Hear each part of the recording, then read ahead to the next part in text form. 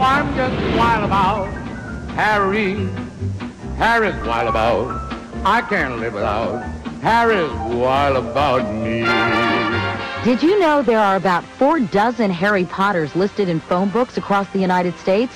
And with throngs of Harry Potter fans popping up at look-alike contests, it had us asking, will the real Harry Potter please stand up? Good morning, Harry Potter speaking. Is this guy kidding? Can I see your ID? It's true. Harry Potter. It wasn't exactly Hogwarts, but we did find a real Harry Potter at Hope High School in Providence, Rhode Island, where Mr. Potter is the principal. Come on, guys, let's go. Homeroom. I like to chase people around the school. Seems like Mr. Potter be flying around brooms the way he be chasing people around the school.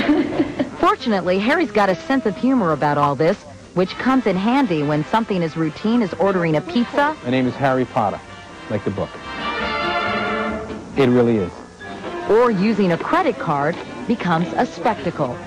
Oh, Tom, come here a minute. Look who I'm waiting on. Some days you must want to say, yeah, ha, ha, ha. That's right, I'm Harry Potter, ha, ha. No, not really. I sort of like it. I sort of flow with it. It's actually a break from the high school. High school work is tough work. I haven't gotten sick of it yet. Good luck. With 3 more books waiting to be published and a movie bearing his name, it looks like Harry Potter's 15 minutes of fame won't be up for a while. I'm just wild about Harry. Still to come, our exclusive primetime interview with the boy who would be Harry Potter, and a clip from the movie never before seen on television, when Harry Potter Behind the Magic continues.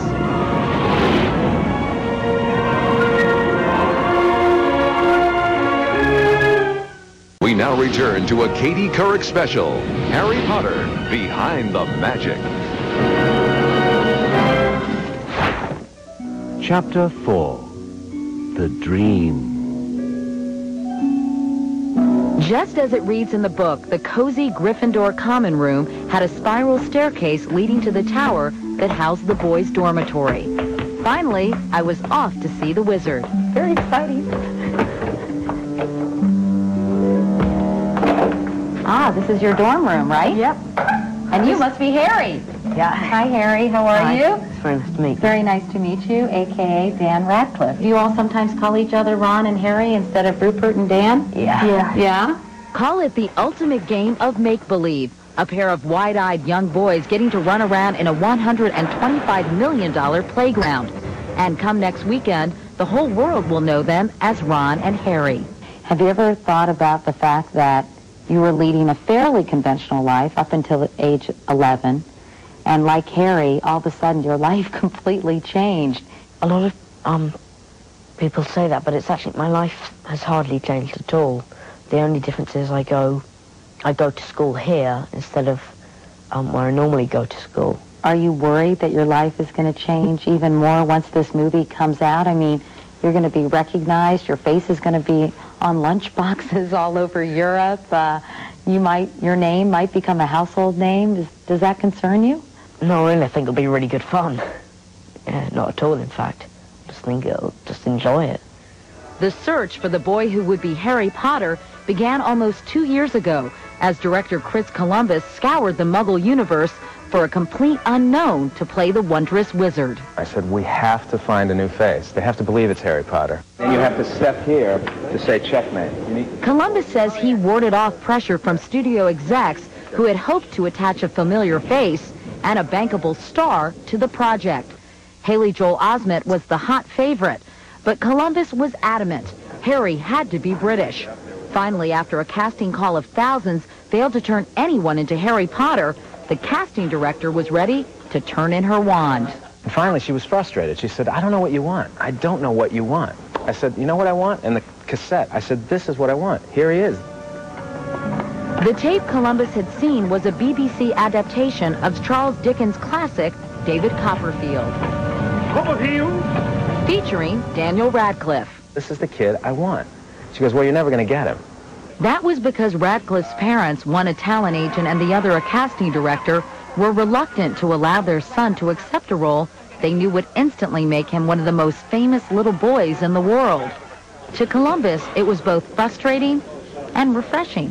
One thing I learned after dealing with child actors was cast the parents as well. And I realized when I met Dan's parents that they were so focused on being great parents. And I knew that Dan would come through this okay. Finally, just 2 months before shooting was to begin, the Radcliffes agreed and negotiated. While Daniel's reportedly making close to $300,000 for the first movie, it's been speculated he'll rake in close to $15 million if the sequels are successful. Mr. Harry Potter wishes to make a withdrawal. But like most 11-year-olds, Daniel Radcliffe is counting his blessings, not his money. Where were you and how did you react when you got the news? I was in the bath, and my mum was just sitting there talking to me. And then my dad rushed in and told me I had the part. And then there were kind of two reactions. The first one was I just sat there and started to cry because I was so happy. And then the second one was that night, I woke up in the middle of the night, ran into my parents' room at 2 a.m. and asked them if it was a dream. And they were, no, it's not a dream, go back to bed, it's 2 a.m., go. Like so many kids BH, before Harry, Daniel was not an avid reader. I just found reading quite hard. I couldn't do it, I just found it very hard to read. And then along came Harry Potter.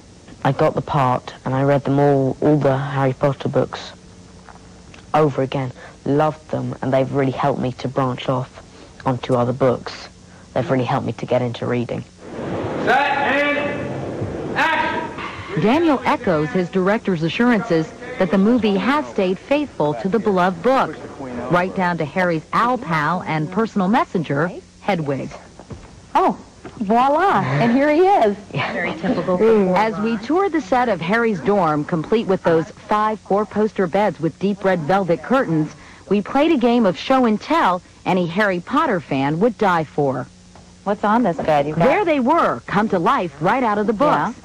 The Weasley sweater, wizard workbooks, and the famous invitation that started it all. Dear Mr. Potter, we are pleased to inform you that you've been accepted at Hogwarts School of Witchcraft and Wizardry. First-year students will require 3 sets of plain work robes.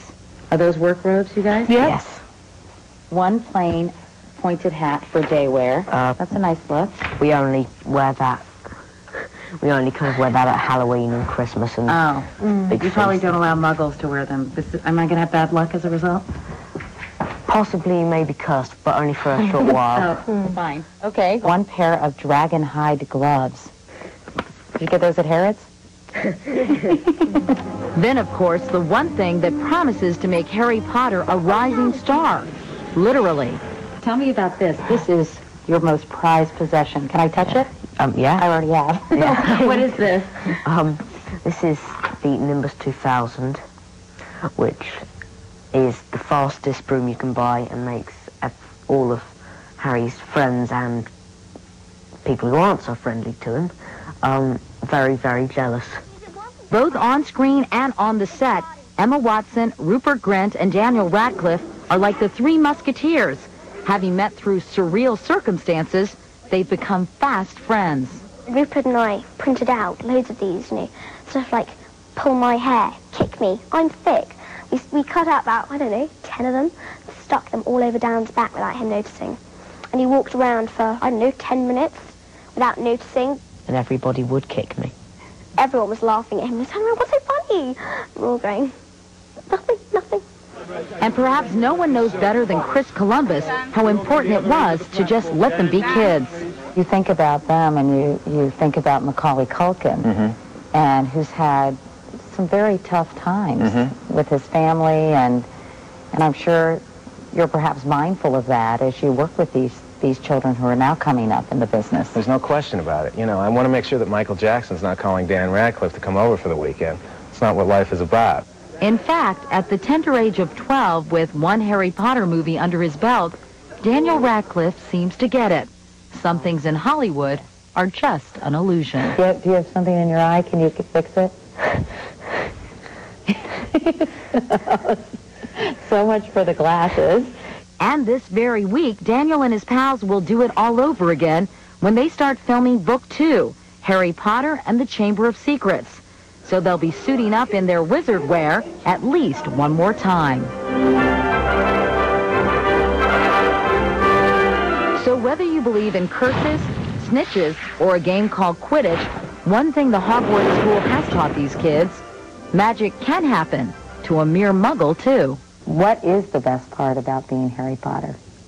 The whole experience. I think I've probably met a new person every day I've been here. And I love meeting new people, and they're always interesting people. So I want to just get to know them better and getting to know the people around you. What's the worst part? There isn't one. When we come back, one final sneak preview of Harry Potter and the Sorcerer's Stone. A long journey from a small cafe in Scotland where his story was first written to Leavesden Studios in London where that story came to life, and now to movie theaters around the world. In fact, it's set to play in 131 countries in 40 different languages. But before our journey ends, let's take one last peek at the whimsical world of Harry Potter.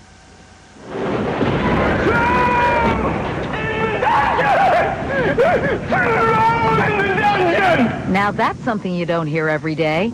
When you're attending wizard school, you never know who you might run into.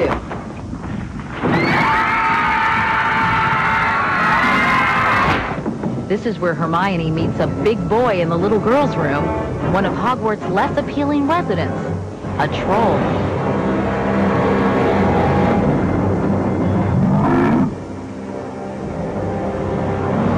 Well, you know what they say, when you gotta go, you gotta go.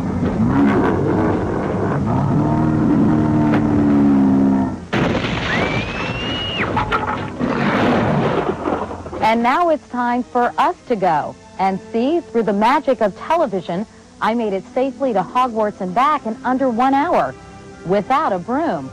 Not bad for a muggle. I'm Katie Couric. Good night. Sir? Sir? Excuse me, sir. Can I interrupt your phone call? I guess not. Sir, can I ask you a quick question? Excuse me? Well, you're not very helpful. Aren't you a policeman? Hello?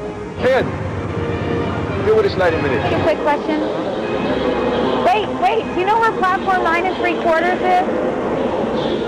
Friendly, aren't they?